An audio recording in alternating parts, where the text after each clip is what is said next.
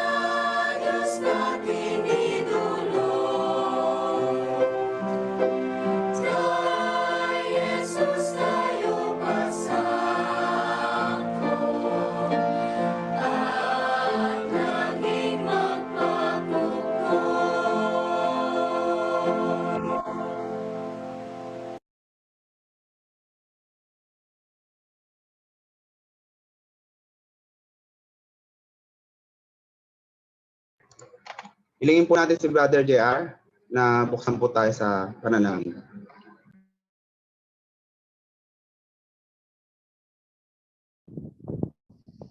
Tayo po'y manalangin. Dakila naming Diyos, pinupuri ka namin, Panginoon, at pinapasalamatan sa umagang ito na kami ay tinipon mo, Panginoon, upang pagkaisahin, Panginoon, sa isang espiritu ng pagsamba. Pinadalangin namin, Lord, ng iyong pangunguna, Panginoon. Salamat sa buhay ng bawat isa na narito. May kalooban mo kami, Lord, na kaligtasan, Panginoon, upang kami, Lord, ay pagbigay, Lord, ng luwalhati at pagsamba sa iyo, Panginoon. Ingatan mo, Panginoon, ang gawain ito. Gabayan kami ng Banal na Espiritu sa pag-aaral ng salita, Panginoon, at sa pakikinig, Panginoon. Maging ang mensahero na yung gagamitin, Lord God, upang iayag ang katotohanan ng kapanibana ng salita at bigyan mo siya, Lord, ng karunungan, Panginoon. Nawang ikaw, Lord, ang makita, Panginoon, sa lahat ng mga at hindi ang sino man dito. Ikaw Ikaw ang may taas, Panginoon. Hindi ang sino man, Panginoon. Maraming salamat. Bigyan mo kami, Lord, ng kasiyahan, Panginoon, to worship you, Lord God, na puso namin, Lord, maging masaya dahil ito ay celebration, Panginoon, ng araw na ito para dakilain ng kataas-taasan ng pangalan. Maraming salamat, Lord God. Ikaw na po bahala, Panginoon, sa amin, Panginoon, at ito ay aming nadalangin sa matamis na pangalan ni Jesus. Amen.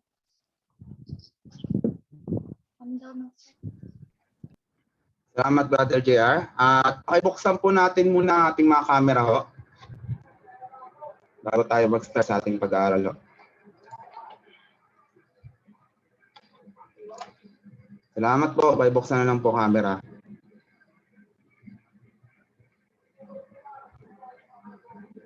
At sa ating pagpatuloy ng ating pag-aaral po sa ating topic na Discovering Our Purpose, ay handa na po natin ating mga isipan, ating mga puso sa ating pakikinig at tawagin na po natin ang ating guro sa Orseto, si Brother Rico.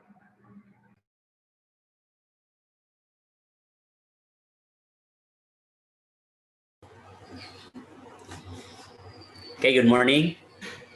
Good morning. Deacon, makita ba ako? Yes. Yes, po. Yan. Much better. Okay, ginamit ko na yung ring light. Kasi madilim kasi. Good morning sa lahat. Nandito na naman ngayon tayo sa Sunday School. Lesson 12 na naman tayo, no? Lesson 12 sa The Purpose-Driven Life. And the title of my topic today is Developing Your Friendship with God. So ito na naman yung paano tayo yung word na friendship, no? So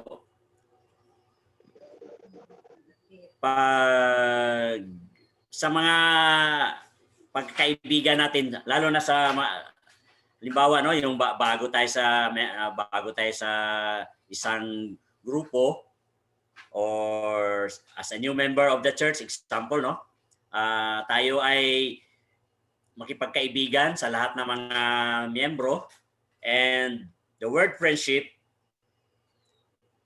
means closeness or bonding, relationship with others or companionship. So ito yung gusto nating i-develop, no, sa sarili natin, na paano tayo makipagkaibigan, kasi ito yung hinahanap natin. Hindi tayo, ayaw naman tayong mapag-isa, no? So yung sasabing no man is an island, kailangan talaga tayo may mga friends. So friendship. So developing friendship won't happen by accident. Sabi dito, no? Ang friendship daw, hindi aksidente na matagpuan mo lang. It is an act, no? It is a desire, or it needs time and it needs energy. So yun ang sinasabing how to develop friendship. So kung makipagkaibigan tayo, kailangan meron kang plan, may desire ka. Gusto kong makipagkaibigan kay pastor. So maghahanap ako ng desire or time or energy na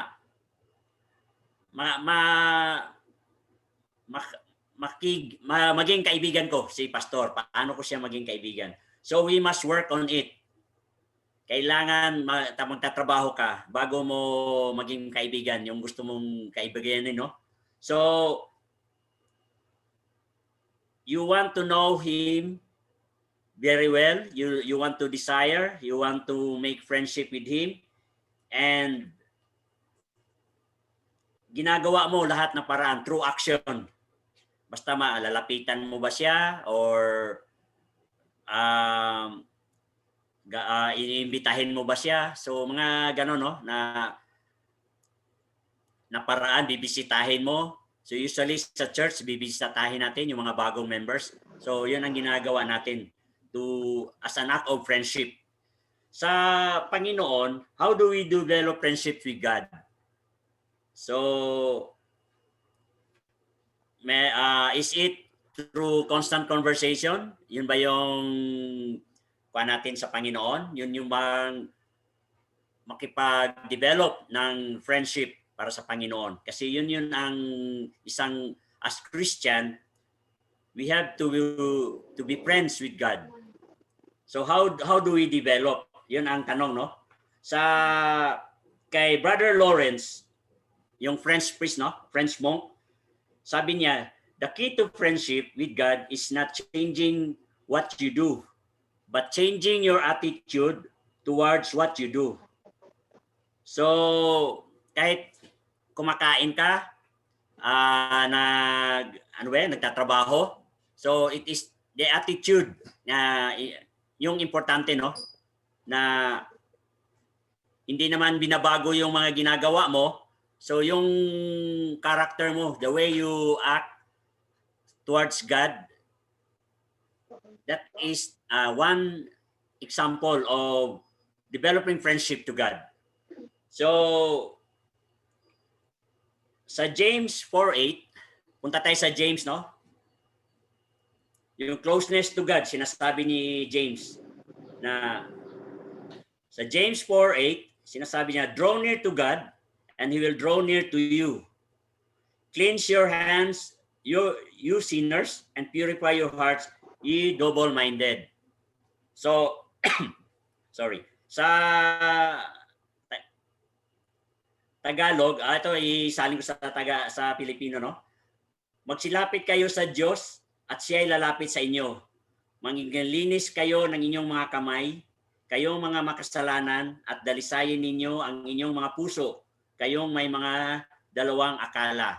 So yung mga nagdududa dyan, yung mga nagda-doubts, lumapit kayo. Cleanse yourself. So umiwas tayo sa mga kasalanan na mga gawain. And draw near to God. Yan ang sabi dito sa James. So, as true Christians, our goal in life is to get closer to God. So, yun yung main goal natin, no? Na mapalapit tayo sa Panginoon. We must work at developing your friendship with God. So, kailangan magtatrabaho tayo. Hindi lang sa isip, no? Yung iba magaling sa theory, magaling sa isip na paano tayo mapalapit sa Panginoon. Hindi ito ang ang gusto ng Panginoon, no? Ang gusto niya, we must act. We must desire. We must exert energy and time na paano tayo mapalapit sa Panginoon upang siya ay matutuwa or to please God. So, to have a deeper and more intimate connection with God, you must learn to share your feelings with Him. So, ito na ang sinasabi ng Panginoon na kung malapit na tayo sa Panginoon, kailangan matuto tayong magsalita magsabi sa Kanya sa lahat ng mga dinaramdam mo. Hindi lang magpasalamat na masaya tayo, na halimbawa nabigyan ka ng biyaya galing sa Panginoon. Hindi lang 'yun. Lahat, pati yung mga hurt feelings mo, no? Yung mga passion, isasabi nila, yung yung mga panghinanakit mo, yung mga rejection, disappointment, sasabihin mo sa Panginoon through conversations with Him. And in this way, you are developing friendship with God. Kasi nakikinig yung Panginoon sa atin. Siya yung, ano bang tawag yun? Yung bang inspiration? Siya yung sandalan. Meron ganon, di ba? Kung may problema ka, lalapit ka kay pastor. Pastor, tulungan mo po ako kasi ang laki ng problema ko. May mga ganon, di ba? May masasandalan ka, mailabas mo lahat yung mga problema mo, yung malalapitan mo. So ganon din ang gagawin mo sa Panginoon. Sasabihin mo lahat, hindi lang yung magpasalamat no sa biyaya. Lahat na mga na-experience mo na nangyayari sa buhay mo, mga negative experiences, sasabihin mo sa Panginoon. So trust God and learn to care what He cares about. Oh. So manalig tayo sa Panginoon. Trust Him. Kasi isa lang naman ang gusto ng Panginoon na magkalapit tayo because God offers His friendships to the godly. So kung ikaw ay totoong Kristiyano, ang Panginoon naghihintay sa iyo. He offers His friendship. Siya ay ang makatulong sa atin sa lahat na mga problema, sa lahat mga hinanakit natin, sa mga pangailangan. So, yun ang yun yung summary natin no sa how to develop friendship with God. So meron tayong 4 na paraan no. Ito sa book ng The Purpose Driven Life, meron silang sinasite na 4 ways on how I will develop true friendships with God. How I make close intimate connection with God. So meron siyang 4 na sinasite dito. And number 1 is, the number 1 ways is, I must choose to be honest with God. Honesty. So ito yung number 1. So the first building block to have a deeper friendship with God is honesty. So alam na niyo kung ano yung honesty, di ba? You are honest with your faults and your feelings with God. Sasabihin mo sa Panginoon lahat, hindi kasinungalingan. Sabihin mo na ano ba ang nangyayari, ano ba ang yung dinaramdam, yung totoo. Na halimbawa, Lord, meron akong napupusuan. Halimbawa lang, no? So, sasabihin mo sa Panginoon through your true feelings. True feelings. Kung meron kang kamalian na nagawa, sasabihin mo sa Panginoon, ito Panginoon, nagkasala ako, meron akong pagkakamali. So para ka rin nagsasabi sa Panginoon sa lahat ng mga nangyayari sa iyo. So God doesn't expect you to be perfect. Sorry. Hindi naman lahat tayo perfecto, sabi ng Panginoon. Ang lahat na tao talaga nagkakasala. So alam na natin na ang Panginoon ay isang forgiving God, no? So he said that no one is perfect, no? But He insists us to have a complete honesty. Ibig sabihin, kahit nagkamali tayo, nagkakasala tayo, pero ang gusto ng Panginoon na sinasabi mo sa Kanya yung totoo. Complete honesty. Because of God's grace, dahil sa biyaya ng Panginoon, God's grace, you are still a friend of God. God is still a friend to sinners. So kahit mga makasalanan, no? Ang Panginoon ay kaibigan pa rin natin. So tayo makasalanan, siya pa rin ang Panginoon, siya pa rin ang kaibigan natin sa lahat. So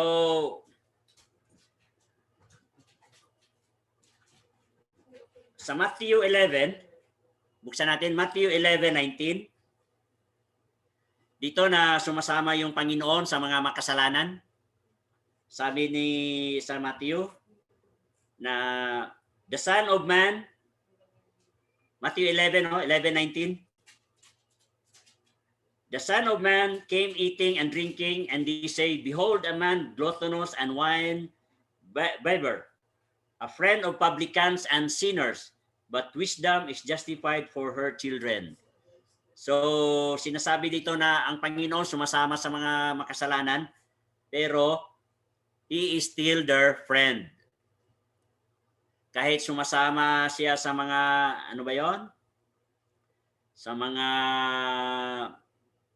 gluttonous, mga publicans, the sinners, sumasama siya, pero siya pa rin, kaibigan pa rin siya sa lahat. Because God, balikan ko, no? Jesus is still the friend of sinners. So, sa mga makasalanan, magkaibigan pa rin siya. In the Bible, the friends of God were honest with their feelings, but they complained. So ito yung mga Bible heroes, no, na kahit kaibigan sila ng Panginoon, sino ba sila? Sila ay Abraham, sila Moises, sino pa ba yon? Sila Job, Jeremiah. They're friends of God, pero sila ay napakita pa rin sila ng ano, they're accusing God, they complained, and they nagda-doubts pa rin sila. So ito yung sabi ng Panginoon na kahit ganyan sila, mga reklamador, nagrereklamo, kaibigan ko pa rin sila. Abraham questioned and challenged God over the destruction of Sodom. So yun ang example ni Abraham, no? Kini-question niya ang Panginoon. Kasi ang Panginoon gusto na sampu lang ang kuha niya sa Sodom, iligtas, no? Gusto ni Abraham daw 50. David accused God of unfairness, betrayal, and abandonment. So si David, ina-accuse din ng Panginoon. Jeremiah accused God that he tricked him. So niloloko daw si Jeremiah ng Panginoon. So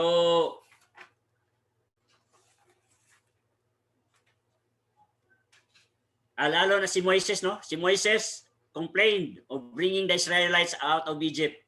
Sabi ni Moises, bakit Panginoon, bakit ako, di ba? Yan sinasabi ni Moises. Bakit akong napili mo? Kaya ko ba mag-isa na alisin yung ilang milyon yung tao na nasa mga Israelites out of Egypt? Tapos dadalhin doon sa sinasabing promised land. So yun ang mga friends ni Jesus na nagko-complain. Punta tayo sa Exodus 33:17.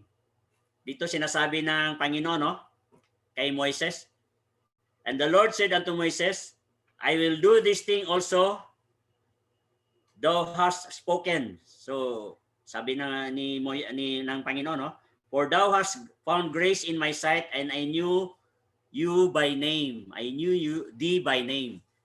So yun ang pangako ng Panginoon kay Moises. So kahit nagko-complain sila, kahit nagda-doubt, still ang Panginoon ay kaibigan pa rin nila kasi alam ng Panginoon na ano yung purpose na bakit ginagamit sila. Ginagamit sila ng Panginoon for some purpose na makatulong sa mga Kristiyano. So, ang tanong ko ngayon, how honest are you with God? With your feelings and faults? Do you confess to God? Do you say all your mistakes? Or do you confess or say to God all sa lahat ng mga nagawa mong kasalanan? Sinasabi mo ba ang totoo na halimbawa ako, Panginoon, na nagnakaw, ganon, ako ay nakapatay man? So as a friend to God, spoke to him, reveal to him all your heart feelings, share to him the true feelings. You must be honest with him. So that is one reason why ang Panginoon na tinitreat kanya as a friend kasi kinakausap mo siya. So to be God's friend, you must be honest. it is likely it is likely you need to confess some hidden anger. Ayan, sabi niya, resentment, that you feel God cheated you or you are disappointed. So, yun yung mga halimbawa, no, na parang tinitest tayo ng Panginoon na bakit ako nagkaganito, Lord? Bakit yung iba, yun na nga, bakit nagsasuffer ka? Bakit ako mahirap? So, yun yung sinasabi na sasabihin mo sa Panginoon, confess some hidden anger, mga resentment na experience mo sa buhay mo. When you mature enough, sabi ng Panginoon, to understand God, He uses everything for good in our lives. Yan ang sinasabi dito. So, ito ginagamit ng Panginoon for the good of our lives. So, hindi naman lahat na oras tayo, ano ba yon? Tayo malungkot. Hindi naman sa lahat na oras tayo mahirap.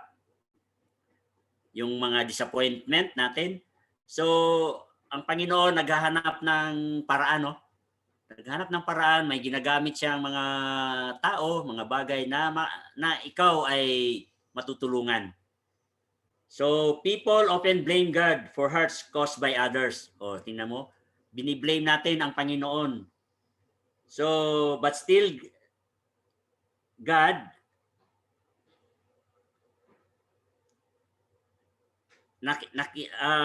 ang Panginoon ay nakikinig pa rin sa atin. Pinakinggan pa rin tayo kahit nasa kwan tayo, no? Emotional problem. Si David, masyadong emotional si David sa Psalm, no? Kasi he prayed to God with his complaints. So sa Psalm 142, that's verse 2, 142 verse 2, sinasabi ni David dito, no? I pour out my complaints before him and tell him all my troubles, for I am overwhelmed. So ito, baliktad naman si David, no? Masaya siya kasi sinasabi niya lahat sa Panginoon, all his troubles and complaints. So God tinuturing niya si David na isang kaibigan, tunay na kaibigan. Kasi sinasabi niya lahat, pero siya sa kalungkutan, sa disappointment, siya ay masaya. All God's closest friends had doubts and doubts. Ibig sabihin, nagdududa sila, no? Sa lahat ng mga kaibigan ng Panginoon. Expressing doubt is sometimes the first step toward the next level of intimacy with God. So yung magdududa daw, yun yung isang paraan ng Panginoon na lalapit ka sa Kanya. You came closer and closer to God. Yung magdududa ka, itong mga sinasabi ng mga Bible heroes na ito, na nagko-complain sa Panginoon, nagda-doubt, lalo silang palapit sa Panginoon. They become closer and closer to God, with intimate with God. So yung Book of Psalms dito makita, no, yung lahat na mga emotional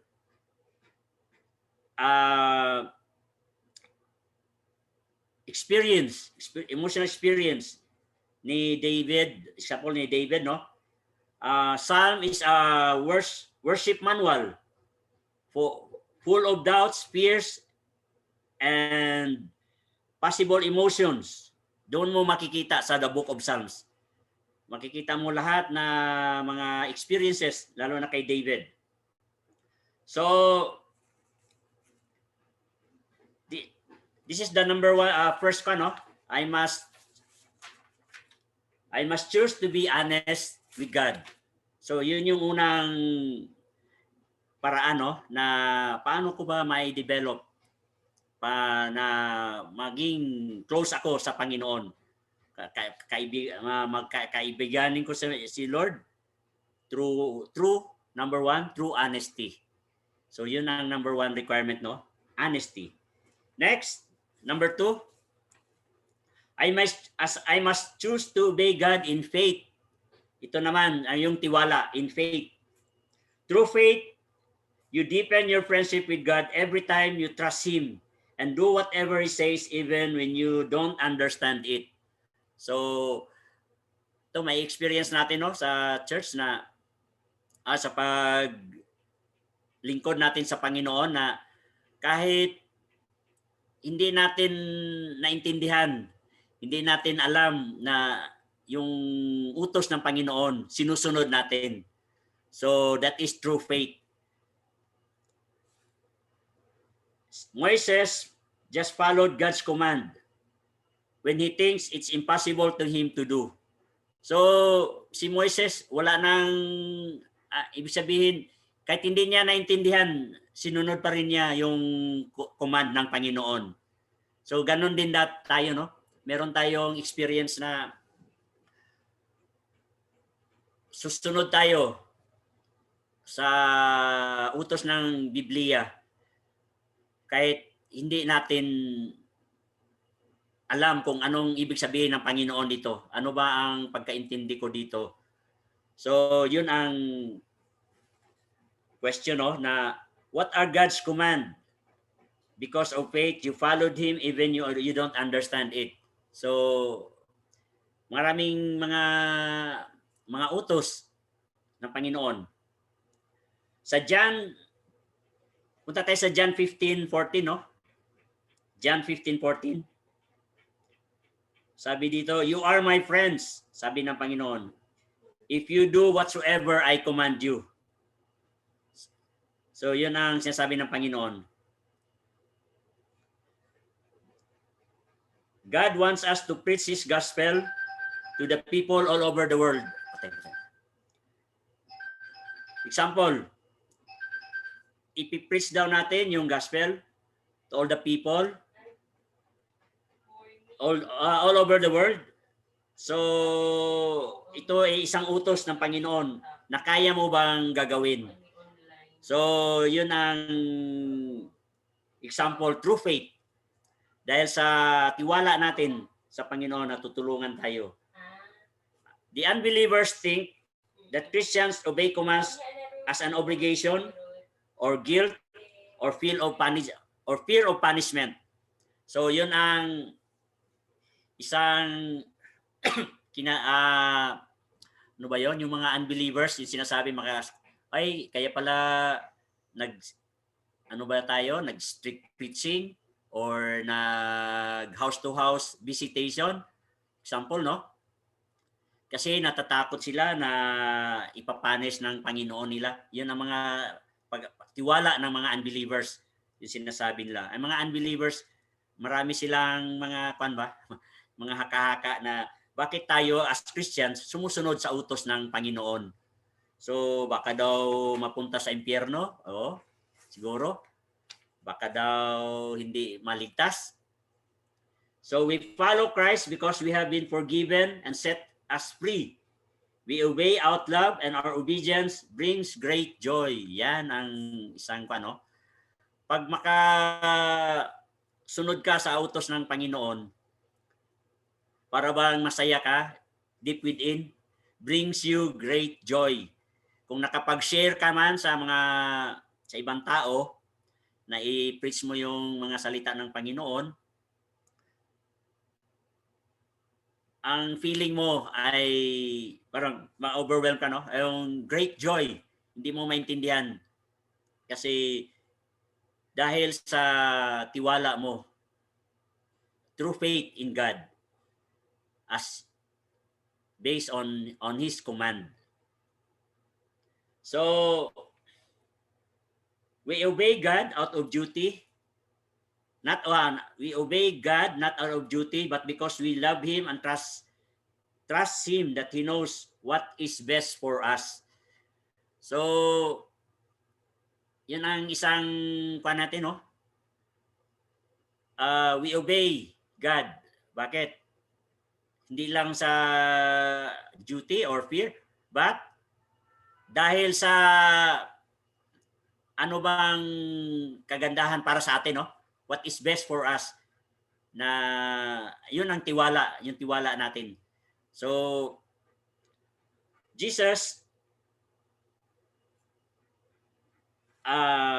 is our friend, and we are closer to Him, deeper our friendship with Him kung sumusunod tayo sa mga utos niya through faith. Sabi ng Panginoon, as the Father hath loved me, so I love you to continue. Ito na naman sa John 59. John 59. Kasi kailangan we trust God through faith in His love. So sabi ng Panginoon, Jesus said, I have loved you even as the Father has loved me. Remain in my love when you obey me. So ang pagmamahal natin sa Panginoon, kung sinusunod tayo sa Kanya, you remain in my love. Just as I obey my Father. So sumusunod din siya sa ama niya, and remain in His love.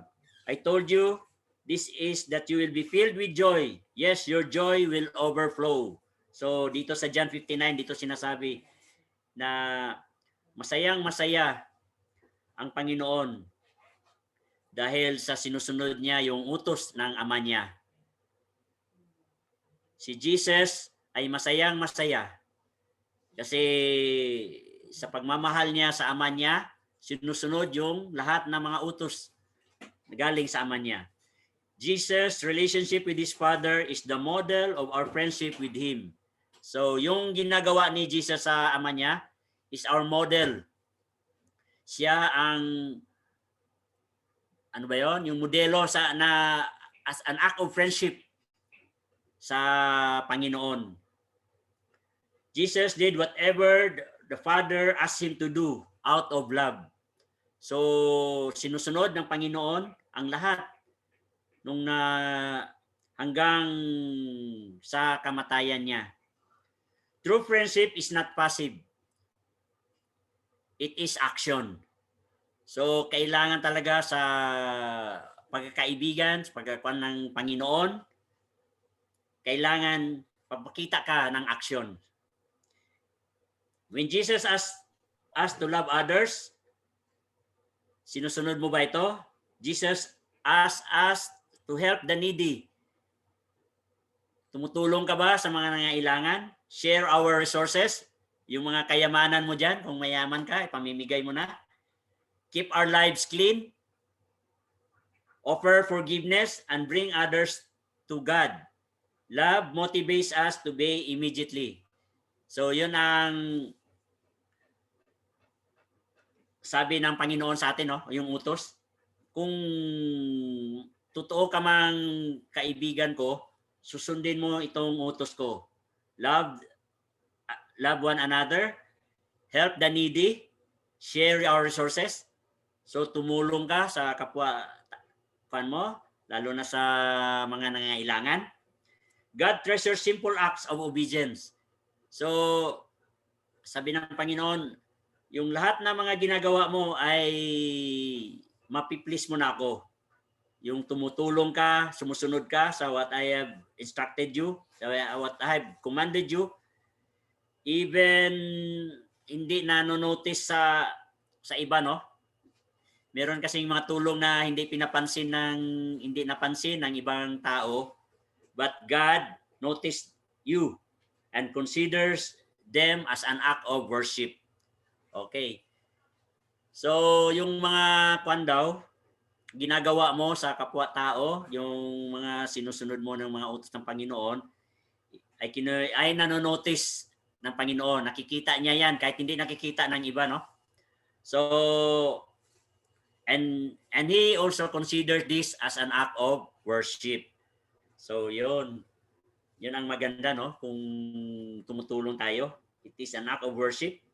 Simple acts as telling the truth, being kind, Encouraging others, we bring a smile to God's face. So natutuwa talaga ang Panginoon sa mga simple lang na mga bagay na nakatulong ka, na lalo na kung mabait, being kind and encouraging others by bringing them to God, by preaching God's word, telling them about God. Ito yung utos ng Panginoon. So, natutuwa, napiplease ang Panginoon. So, that is number 2, no? I choose to obey God through faith. So, dahil sa paniniwala, you become closer and closer to God with deeper friendship in following God through faith. Following God's faith through faith. Oh. Okay. So, number 3. Yung pangatlo nating ways, no, of developing friendship to God. I must choose to value what God values. This is number 3, no? I must choose to value what God values. So, true friends care about what is important to the other person. So, kung totoo kang kaibigan pala, kung meron kang close friend dyan, hindi mo lang siya tinitingnan yung para sa pangsarili, kayong dalawa lang ibig sabihin yung na benefit kayong dalawa, no? You also care yung what is important to him. So ganun ang Panginoon, no? The more you become God's friend, the more you will care about the things He cares about. So kung malungkot, ano ba yung kinalungkutan ng kaibigan mo? Malulungkot ka rin. Bali, kuan ba? Ano bang tawag yan? You care sa lahat ng mga pinagdaanan niya. The more you become, yan sinasabi, no? Over the things He grieves over and rejoice over the things that brings pleasure to Him. So lahat na pinagkuan ng kaibigan mo, na-experience sa kaibigan mo na malungkot ba siya, masaya, yun din ang feeling mo, no? Yun din ang treatment mo sa kanya. So yun ang kuan ng Panginoon. So ang tanong, what does God care about most? Bakit ang Panginoon nagki-care sa atin? Ano ang dahilan? Bakit ano ba tawag 'yon? Ang Panginoon tumitingin sa iyo, bakit binabantayan ka, o bakit nag-alala sa iyo? 'Yan ang tanong niyan eh. Bakit ang Panginoon nag-alala sa iyo palagi? As true friend, no? As a friend. So ang sagot dito is, it is the redemption of His people. Yun ang sagot dito. He wants all His lost friends, lost children, found. So, sabi ng Panginoon, ako nag-alala sa iyo kasi baka naliligaw ka, baka nawawala ka sa direksyon sa utos ko. So, He cares about you sa lahat na mga araw-araw mong mga gawain. Ganon ang Panginoon. Ganon siya. Tinitingnan niya ano ba ang nangyayari sa iyo. To be a friend of God, you must care about all the people around you whom God cares about. Friends of God tell their friends about God. So yun na, sinasabi nila na kung totoo kang kaibigan ng Panginoon, sabihin mo ang isa iba. Ano ang reason na bakit nandito ang Panginoon? Kasi ang reason, the reason why Jesus was here on earth is the purpose of caring us. para makikita niya kung ano ba ang problema ng mga tao na mga kaibigan niya. Kaya si Jesus bumaba dito sa mundo kasi He cares about us because lahat tayo ay naliligaw. Ang mga tao ay wala na, hindi na nila nakilala ang Panginoon. Yun ang nangyari. So, God cares about you. Tinitingnan niya yung mga problema mo, tinitingnan niya yung ano bang mga problema ng mga tao niya dito sa mundo because He wants the people to be saved, to be redeemed, which is naliligaw, nawawala na yung ibang mga tao na hindi na siya nakilala. So this is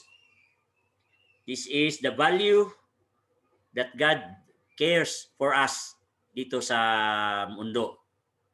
So as a friend, kailangan para bang one-to-one tayo, ibig sabihin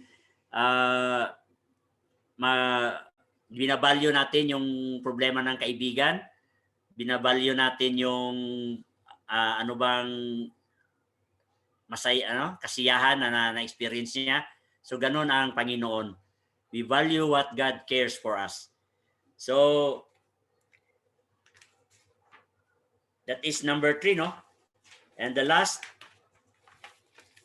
in developing friendship with God, I must desire friendship with God more than anything else. So, anong ibig sabihin nito?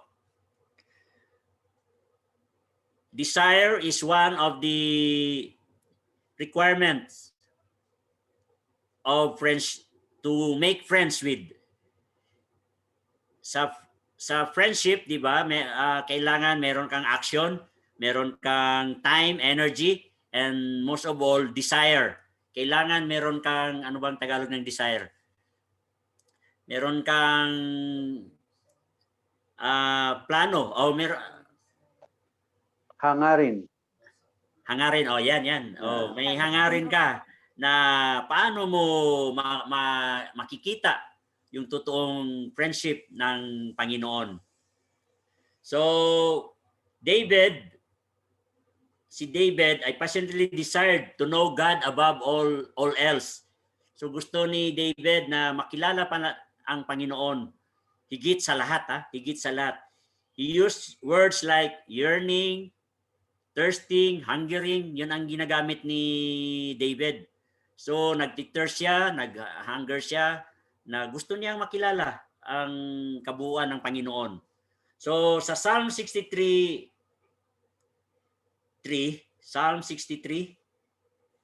verse 3, sabi ni David ito ba, your love means more than life to me. Sabi ni David. So yung pagmamahal daw niya sa Panginoon ay more than life to me. So higit pa sa buhay mo, no? So grabe talaga yung kuan niya sa desire. Yung desire niya na makilala yung friendship with God. Si Paul naman, Paul was a man passionate for friendship with God. So sabi naman ni Paul, kay Paul, God is his priority, total focus, and ultimate goal of his life. So yun ang desire ni Paul. Gusto niya ang pinakauna sa buhay niya, first priority is God. Gusto niya makilala ang total focus sa Panginoon. At yun yung goal niya na sa buhay niya, na makilala niyang lubos ang Panginoon. So sa Philippians 3:10, punta tayo sa Philippians 3:10, no? Dito sinasabi, that I may know Him and the power of His resurrection and the fellowship of His sufferings, being made conformable unto His death. So yun ang desire ni Paul, that I may know Him and the power of His resurrection. So marami siyang gustong malaman. And the fellowship of his sufferings. Paul may determine his purpose. The purpose is that I may know him, that I may progressively become more deeply and intimately acquainted with him. So yun ang gusto ni Paul. Perceiving and recognizing and understanding the wonders of his person more strongly and more clearly. So grabe si Paul, no? Lahat gusto talaga niyang makilala tungkol yung desire niya sa buhay ng Panginoon. Buhay na kung sino-sino ba talaga dito ay itong Panginoon natin. So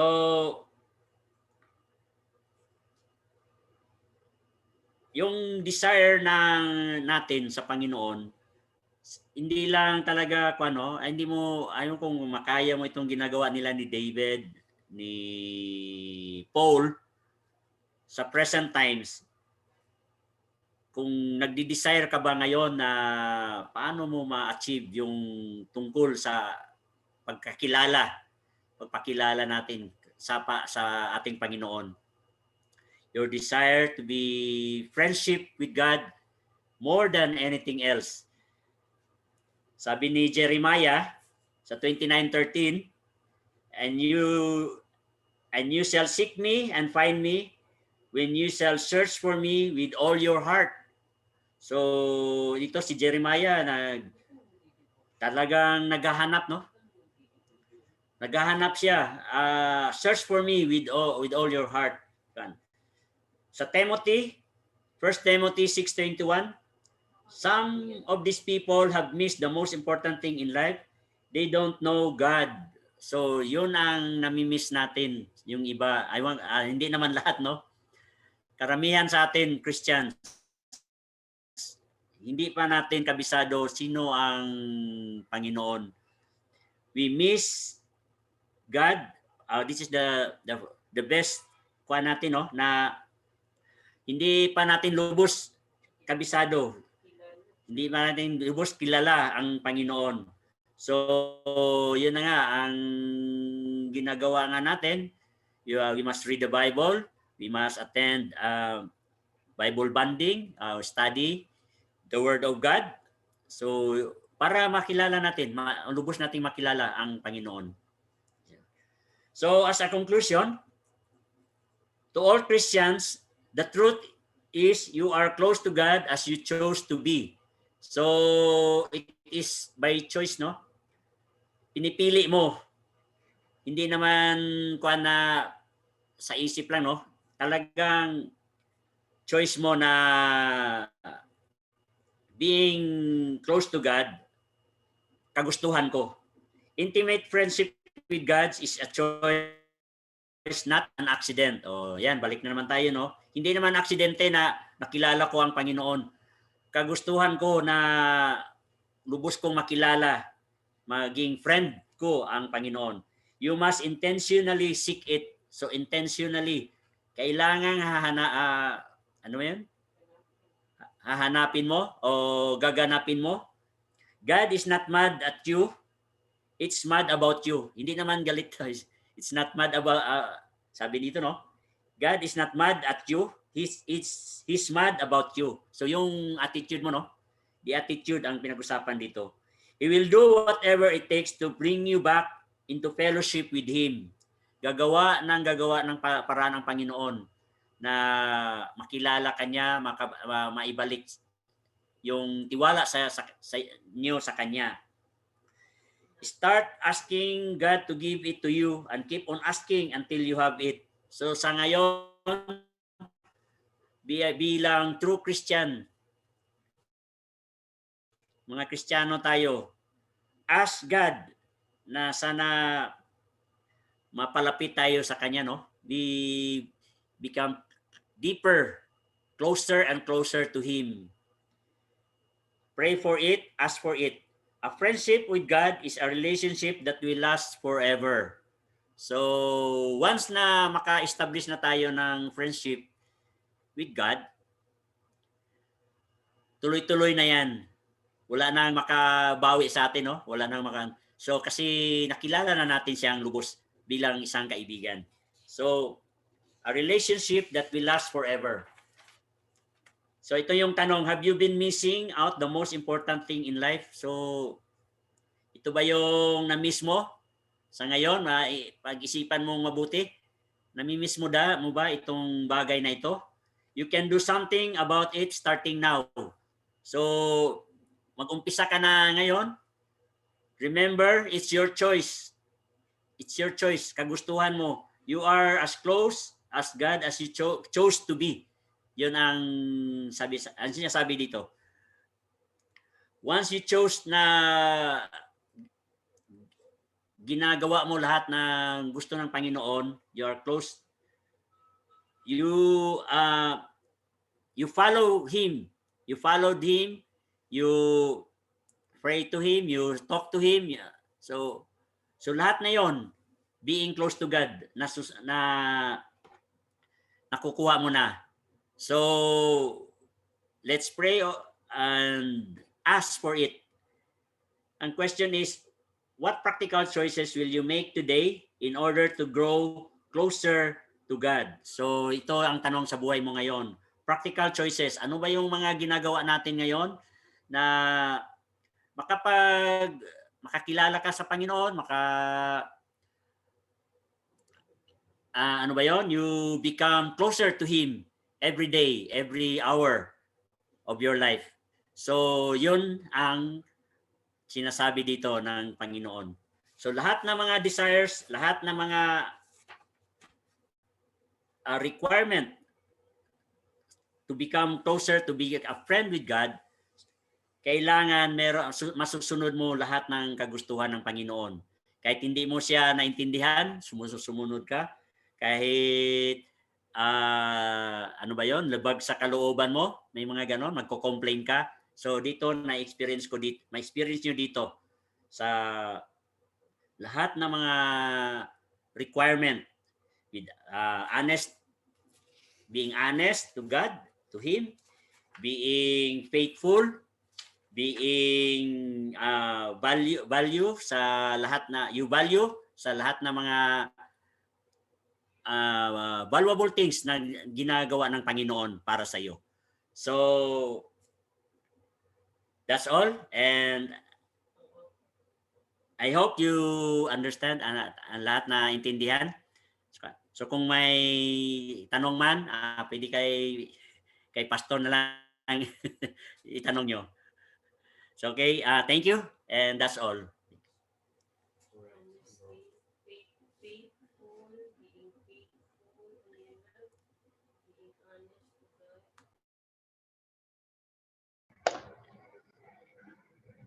Salamat po, Brother Rico, sa mga aral na tinuro niyo po ngayon. At ngayon po ay oras naman po natin na ibahagi natin ang ating mga natutunan sa ating aral sa araw na ito. Simulan po natin sa mga kapatid natin sa ITGUS. Tawagin po natin si Brother Melvin para ibahagi ang kanyang natutunan sa araw na ito.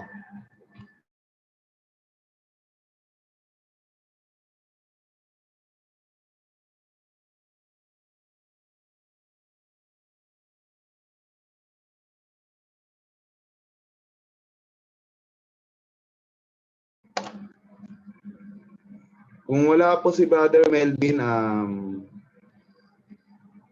si Pastor Tapos Idong. na Opo, sir. Tapos na? Okay, Aba. salamat. Pasensya na kayo, nasira na wala ako ng signal. Okay, thank you, Brother Rico. Thank you for the lesson today. So let's move now to our takeaway lesson. Yan, tawagin natin sino ba yung mga nandiyan natin, mga husay nating mga tagapagturo. And let's call on yung mga umattend ngayon. Wala na, no?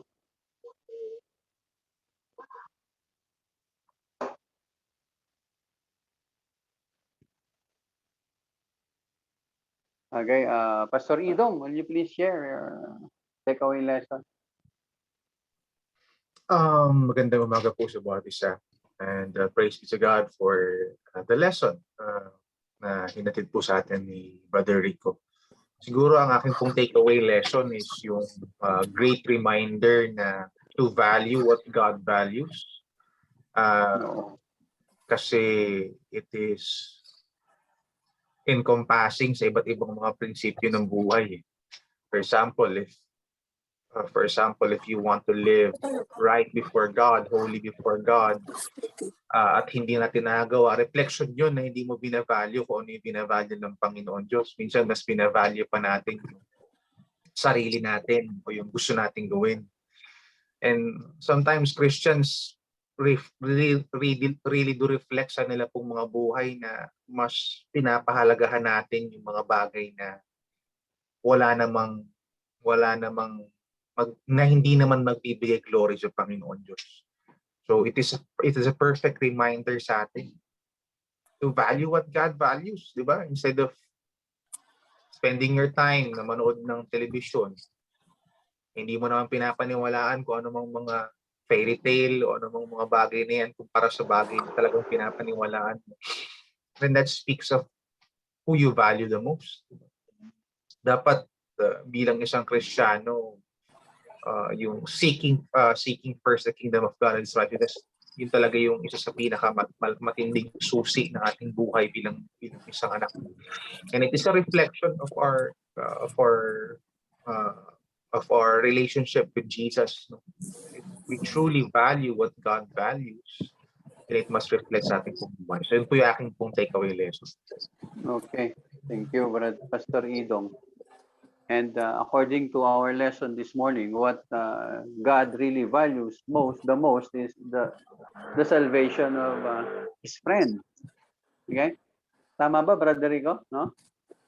That is what God really values. The redemption. Redemption. The redemption The of His redemption people. of His friend, of His people. So if you really value what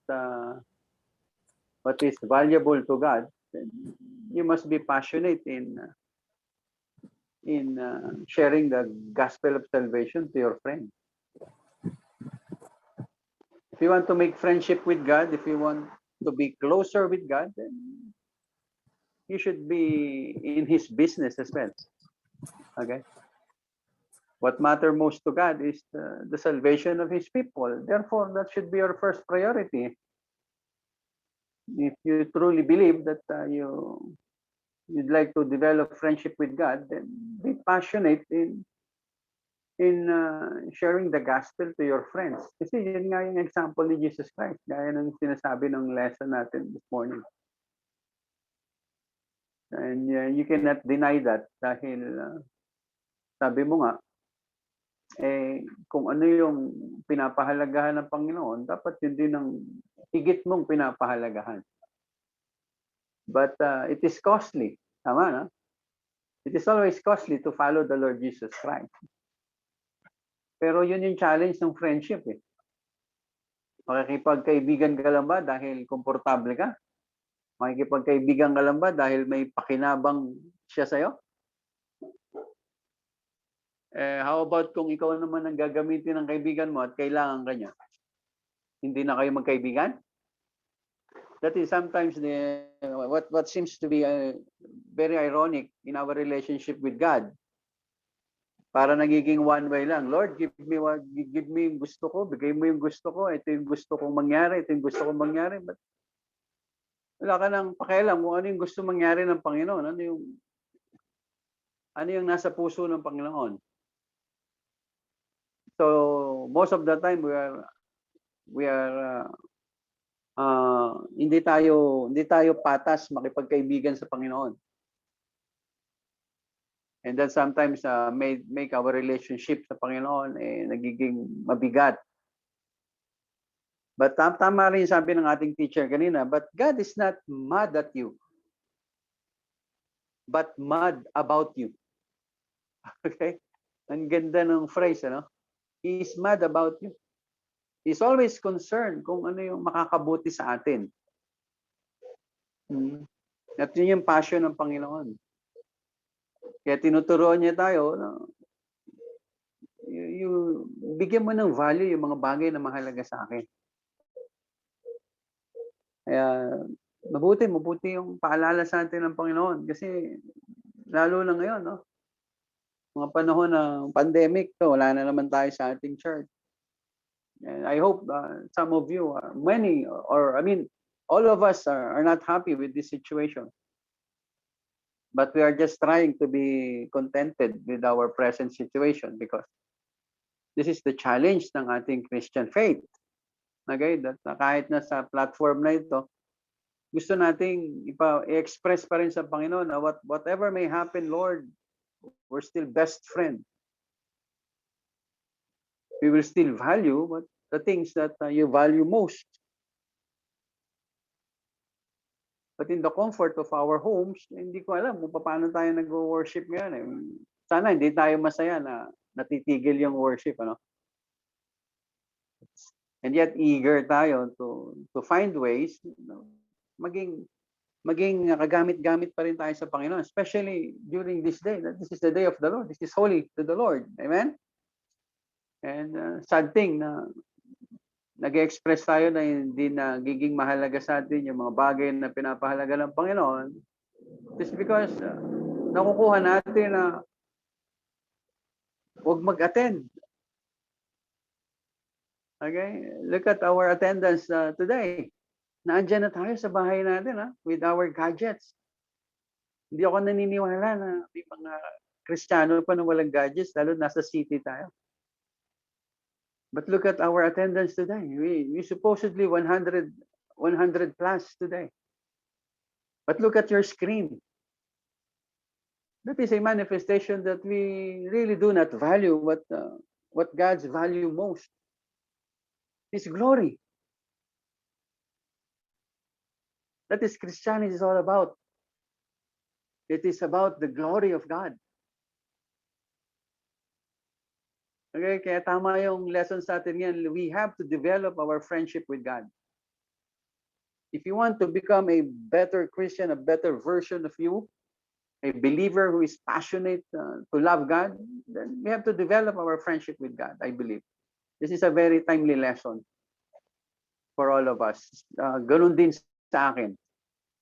Okay, napaka-challenging ng panahon natin ngayon. Napaka-challenging ng panahon natin ngayon. Nagkakasya na lang tayo sa gadget. But still, we call it a church because we are the church. We left the building, yet we will continue to become a church. At yun ang hinahanap ng Panginoon sa atin. Sa papalit-palit na panahon, nagpapalit-palit ka rin ba ng damdamin sa Panginoon? O mananatili yan na malapit sa Diyos dahil you believe na God is my best friend. So patuloy kong papahalaga ng mga bagay na mahalaga sa aking Panginoon.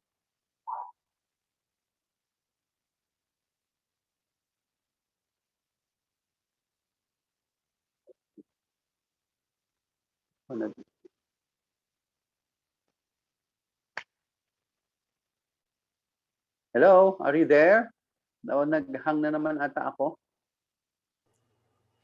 Somebody give me a thumbs up, please, kung nalirinig niyo ako. Lead po, Pastor. Oh, okay, malinaw. Thank you very much.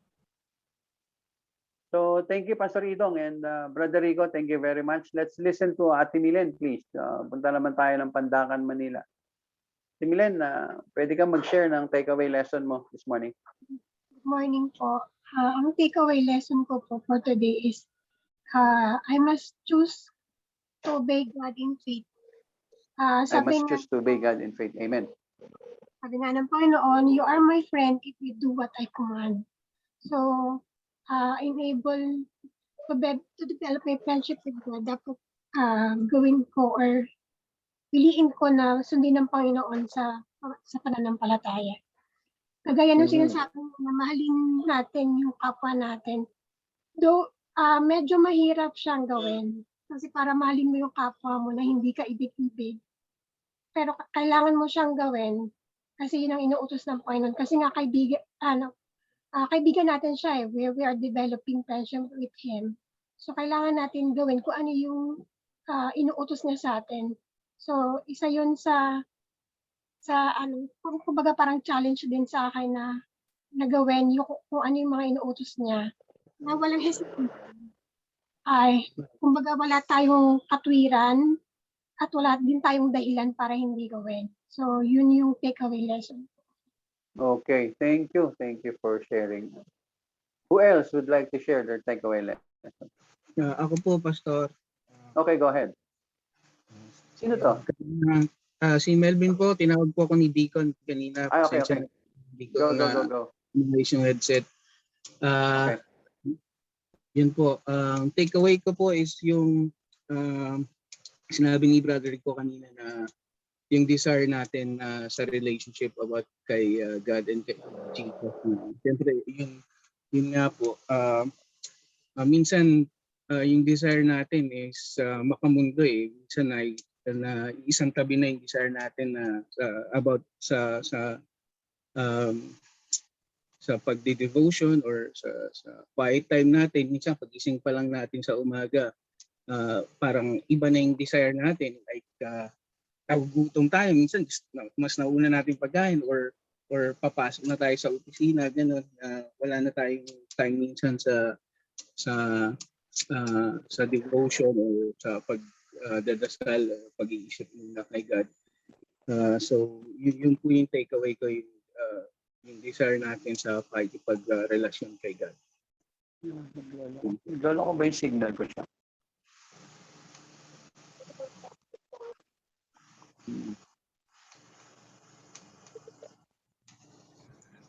Okay naman po, Pastor. Parang sarili ko na lang nakikita ko eh.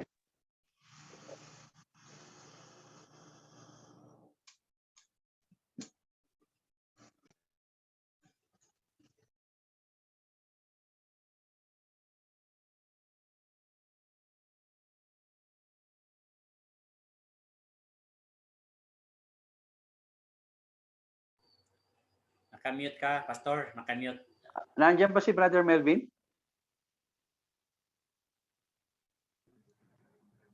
Naputol? Hindi, okay. Hindi ko po alam, okay. narinig po ba ako kanina? Okay, baka ako. Boy, baka ako yung napuputol. Hello po. Sige, go ahead, boy.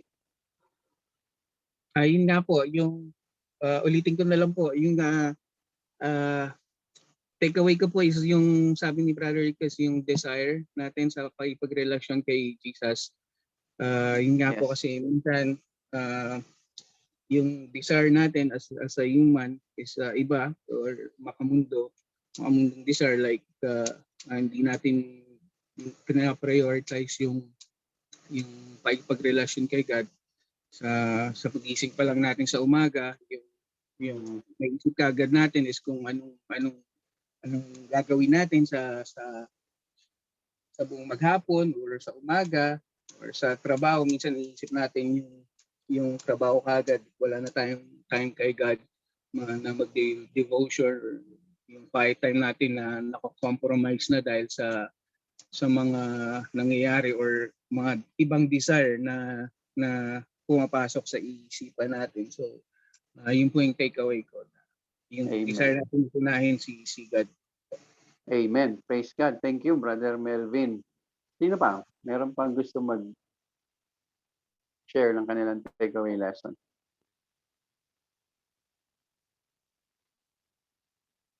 Di ko nawawala ba ako? Kumisa-minsan? Hindi naman po. Tuloy-tuloy naman po. Yung po, ano yun. Okay. Clear naman po. Kayo lang. Nawawala kasi kayo dito sa screen ko eh. Okay naman, Pastor. Oo, naka-date lang kasi ako. Okay. Meron pa gusto mag-share ng kanilang takeaway lesson? Maganda yung lesson, ano? Very timely sa atin ngayon, ano? Maganda yung challenge ng teacher natin. Si God ba ay best friend mo?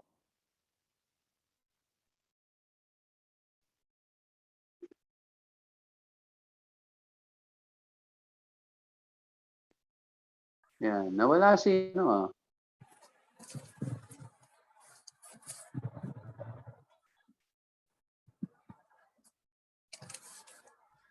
wala na gusto mag-share. So, reasonable family para makarating naman tayo sa Bulacan. Punta tayo sa Bulacan.